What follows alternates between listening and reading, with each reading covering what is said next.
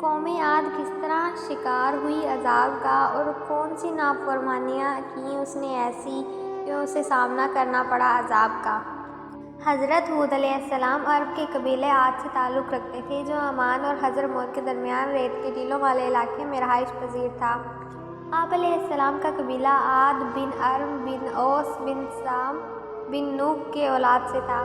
آپ علیہ السلام اپنی قوم کے ایک شریف خاندان سے تھے جنہیں اللہ نے ان کی قوم کی ہدایت کے لیے نبی بنا کر بھیجا۔ اللہ تعالیٰ نے آپ علیہ السلام کا ذکر قرآن مجید میں 7 مقامات پر فرمایا اور ایک پوری سورہ ہود بھی آپ کے نام سے نازل فرمائی۔ قوم نوح کی ہلاکت کے بعد اللہ تعالیٰ نے قوم عاد کو زمین پر آباد کیا۔ یہ لوگ جسمانی طور پر بڑے مضبوط قداور اور بڑی مضبوط عمارتیں بنانے میں ماہر تھے۔ اللہ تعالیٰ نے انہیں مال و دولت سے نوازا تھا۔ قوم عاد اپنی جسمانی قوت کے غرور میں اتنی بڑی کہ وہ اللہ تعالیٰ کو بھلا کر اپنے ہی ہاتھوں سے بنائے بتوں کو پوجنے لگی اور ان کی عبادت کرنے لگی۔ ان کے 3 بڑے بت تھے جن کے نام سمد، سمود اور ہر تھے۔ قوم عاد کو گمراہی سے نکال کر ہدایت کی طرف لانے کے لیے اللہ تعالیٰ نے اسی قوم کے ایک فرد حضرت ہود علیہ السلام کو نبی بنا کر ان کے پاس بھیجا۔ فرمان الہی ہے، اے نبی صلی اللہ علیہ وسلم، کیا آپ نے نہیں دیکھا کہ آپ کے رب نے قوم عاد کے ساتھ کیا سلوک کیا، کہ یعنی ارم کے اولاد کے ساتھ جو قد و قامت میں ستونوں جیسے تھے اور طاقت میں ان جیسے دنیا میں لوگ پیدا ہی نہیں کیے گئے۔ اور ہم نے قوم عاد کی طرف ان کے بھائی ہود علیہ السلام کو نبی بنا کر بھیجا۔ پھر ان قوم نوح کے بعد ہم نے دوسری امت قوم عاد پیدا کی، پھر ہم نے انہی میں سے ایک رسول بھیجا۔ حضرت ہود علیہ السلام نے نبوت ملنے کے بعد جب قوم کو شرک اور اللہ تعالیٰ کی نافرمانیاں کرتے دیکھا تو انہیں اللہ کی نعمتیں یاد دلاتے ہوئے توحید کی تعلیم دی اور اللہ کی نافرمانیوں سے بچنے کی تلقین فرمائی۔ انہوں نے کہا، اے میری قوم، تم اللہ کی عبادت کرو، اس کے سوا تمہارا کوئی حقیقی معبود نہیں، کیا تم پرہیزگار نہیں بنو گے؟ انہوں نے یہ بھی کہا کہ اللہ ہی کی عبادت کرو، اس کے علاوہ تمہارا کوئی معبود نہیں، تم صرف بہتان باندھ رہے ہو۔ اے میری قوم، میں تم سے اس تبلیغ پر کوئی اجرت نہیں مانگتا، میرا اجر تو اس اللہ کے ذمہ ہے جس نے مجھے پیدا کیا، تو کیا پھر بھی تم عقل سے کام نہیں لیتے؟ جب حضرت ہود علیہ السلام نے اپنی قوم کو اللہ تعالیٰ کی توحید اور اس کی فرمانبرداری کرنے کی دعوت کی اور نافرمانی سے بچنے کی تلقین کی تو قوم عاد نے آپ علیہ السلام کی دعوت قبول کرنے کی بجائے آپ علیہ السلام کو جھٹلایا اور آپ پر کئی الزامات لگائے۔ فرمان الہی ہے، ان ہود کی قوم کے کافر سرداروں نے کہا، ہم تو تجھے ایک ہی طرح کی بیوقوفی میں مبتلا دیکھ رہے ہیں اور ہمارے خیال میں تم جھوٹے ہو۔ انہوں نے یہ بھی کہا کہ اے ہود، تم نے ہمارے سامنے توحید کی کوئی واضح دلیل پیش نہیں کی اور ہم اپنے معبودوں کو صرف تیری بات میں آ کر چھوڑ نہیں سکتے اور نہ ہی تجھ پر ایمان لانے والے ہیں، لیکن ہم تو یہی کہتے ہیں کہ ہمارے کسی معبود نے تمہیں خرابی میں مبتلا کر دیا ہے۔ کہ قوم کے وہ سردار جنہوں نے کفر کیا اور آخرت کی ملاقات کو جھٹلایا اور کہا کہ دنیاوی زندگی ہی خوشحال ہے، کہنے لگے کہ یہ تو تم جیسا ہی انسان ہے، یہ وہی کھاتا ہے جو تم کھاتے ہو، یہ وہی پیتا ہے جو تم پیتے ہو۔ اگر تم اپنے ہی جیسے ایک انسان کی پیروی کر لو گے تو یقیناً تم بہت بڑے خسارے میں چلے جاؤ گے۔ کیا یہ تم سے اس بات کا وعدہ کرتا ہے کہ جب تم مر کر خاک اور ہڈی رہ جاؤ گے تو تم دوبارہ قبر سے نکال لیے جاؤ گے، وہ بھی زندہ؟ یہ تو ناممکن بات ہے جس کا تمہیں وعدہ دیا جا رہا ہے۔ زندگی تو صرف یہ دنیا کی زندگی ہے، ہم مرتے ہیں اور پیدا ہوتے ہیں اور ہم ہرگز دوبارہ نہیں اٹھائے جائیں گے۔ یہ تو ایک ایسا آدمی ہے جس نے اللہ پر بہتان باندھا ہے، ہم تو کبھی بھی اس پر ایمان لانے والے نہیں۔ حضرت ہود علیہ السلام نے اپنی قوم کو سمجھانے کی بھرپور کوشش کی اور انہیں بتایا کہ اے میری قوم، اللہ کے سوا تمہارا کوئی حقیقی معبود نہیں، میں اللہ کی طرف سے تمہاری خیرخواہی کے لیے نبی بنا کر بھیجا گیا ہوں، مجھے تم سے کوئی دنیاوی لالچ نہیں، میں تو صرف اللہ کی رضا کا طلبکار ہوں۔ اگر اللہ مجھ سے راضی ہو گیا تو مجھے اور کیا چاہیے، اور یہ تو میرے لیے بہترین ہوگا اور مجھے اس کا بہترین صلہ ملے گا۔ میں تمہارا خیرخواہ ہوں اور خیرخواہ ہونے کی حیثیت سے تمہیں نصیحت کر رہا ہوں کہ اگر تم بتوں کی پوجا چھوڑ کر اللہ کے فرمانبردار بندے بن جاؤ تو اس کا فائدہ تمہیں دنیا میں بھی ملے گا اور آخرت میں بھی، اور تمہارے پچھلے گناہ معاف کر دیے جائیں گے۔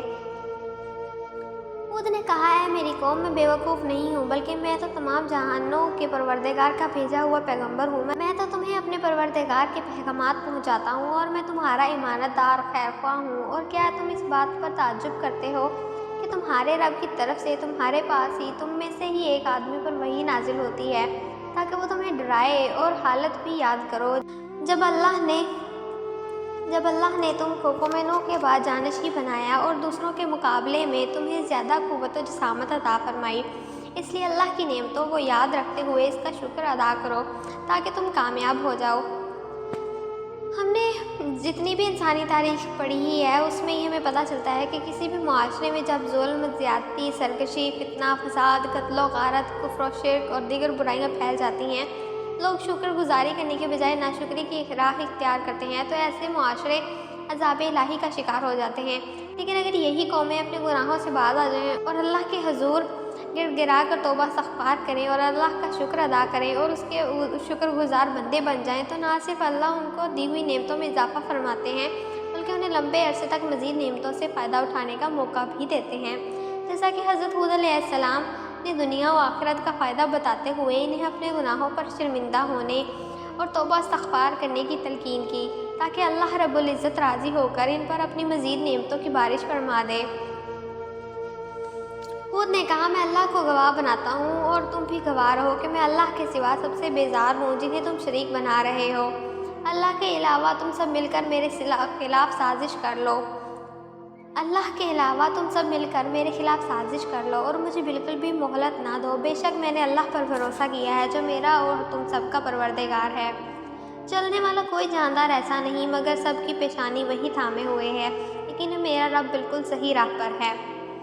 حضرت ہود علیہ السلام نے اپنی قوم کو سمجھایا کہ اپنے رب کا احسان نہ بھولو کہ اس نے تمہیں قوم نوح کا جانشین بنایا اور تمہیں بہت سی دنیاوی نعمتوں سے نوازا، لہٰذا تم اللہ کی نافرمانی سے باز آ جاؤ اور میری دعوت توحید قبول کر لو۔ لیکن قوم کے سرداروں اور عوام نے برہم ہو کر کہا اچھا اگر تم اپنی دعوت میں اتنے ہی سچے ہو تو ہمارے لیے اللہ سے عذاب طلب کر لو۔ قوم نے جب عذاب کا مطالبہ کیا تو آپ علیہ السلام نے افسوس کا اظہار کرتے ہوئے فرمایا کہ اب تم عذاب الہی کا انتظار کرو۔ جب حضرت ہود علیہ السلام نے اپنی قوم کو ہر اعتبار سے سمجھانے کی کوشش کی لیکن قوم نے بات کو سمجھنے کے بجائے آپ علیہ السلام کو جھٹلا دیا تو آپ علیہ السلام نے اللہ سے مدد کی درخواست کی۔ فرمان الہی ہے عاد نے رسولوں کو بھی جھٹلایا جب ان کے بھائی ہود نے ان سے کہا کہ تمہیں اللہ کے عذاب کا خوف نہیں ہے۔ رسول یعنی ہود علیہ السلام نے یہ دعا بھی مانگی اے میرے رب ان لوگوں کے جھٹلانے پر آپ میری مدد فرمائیے۔ اللہ نے فرمایا بہت جلد یہ لوگ اپنے کیے پر پچھتائیں گے۔ جب حضرت ہود علیہ السلام نے اپنی قوم کے خلاف مدد کی درخواست کی تو اللہ نے فوراً آپ کی درخواست قبول کر لی اور قوم عاد پر سخت ترین عذاب ہولناک آندھی کی صورت میں اسے نازل فرمایا جس سے آپ علیہ السلام کی قوم کے تمام نافرمان لوگ ہلاک ہو گئے۔ صرف مومن اللہ کی رحمت سے عذاب الہی سے محفوظ رہے اور ہم نے ان پر ایک تیز آندھی منحوس دنوں میں بھیج دی تاکہ دنیاوی زندگی میں بھی انہیں ذلت و رسوائی کے عذاب کا مزہ چکھائیں اور یقین مانو کہ آخرت کا عذاب تو اس سے بہت زیادہ رسوائی والا ہے، وہاں کوئی بھی ان کی مدد کرنے والا نہیں ہوگا۔ جب انہوں نے عذاب کو بادلی شکل میں دیکھا تو جو ان کی وادیوں کی طرف بڑھ رہا تھا تو کہنے لگے کہ یہ بادل ہم پر برسنے والا ہے، نہیں بلکہ یہ تو وہ عذاب ہے جس کی تم جلدی کر رہے تھے، یہ ایک آندھی ہے جس میں دردناک عذاب ہے۔ وہ اپنے رب کے حکم سے ہر چیز کو نیست و نابود کر رہی تھی، چنانچہ وہ ایسے ہو گئے کہ خالی گھروں کے سوا اب کچھ بھی نظر نہیں آ رہا تھا۔ ہم مجرم قوم کو ایسا ہی بدلہ دیتے ہیں۔ اور اللہ پاک نے اپنی رحمت سے حضرت ہود علیہ السلام اور ان کے ساتھیوں کو جو ایمان لائے تھے انہیں بچا لیا اور ان لوگوں کی جڑیں کاٹ دی جنہوں نے اللہ کی آیتوں کو جھٹلایا اور وہ ایمان لانے والے تھے ہی نہیں۔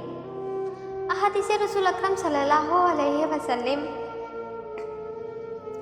حضرت عائشہ رضی اللہ تعالیٰ عنہ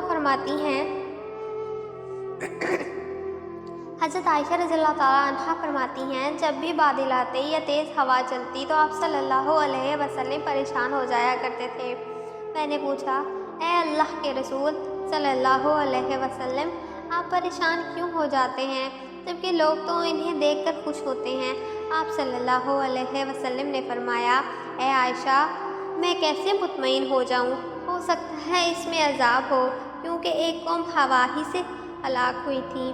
اس نے عذاب کی گھٹا دیکھ کر کہا تھا، یہ بادل آ گیا جو ہم پر خوب برسے گا۔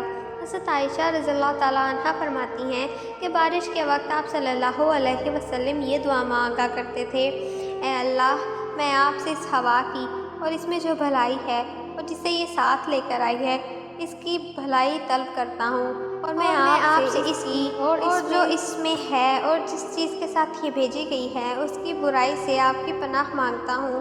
جب آسمان پر بادل آتے تو آپ صلی اللہ علیہ وسلم کبھی کمرے میں داخل ہوتے، کبھی باہر نکلتے۔ جب بارش شروع ہو جاتی تو آپ صلی اللہ علیہ وسلم مطمئن ہو جاتے۔ میں نے آپ صلی اللہ علیہ وسلم سے پوچھا اس حالت کے متعلق۔ آپ صلی اللہ علیہ وسلم نے فرمایا، کہیں یہ وہی آندھی نہ ہو جو قوم عاد پر آئی تھی۔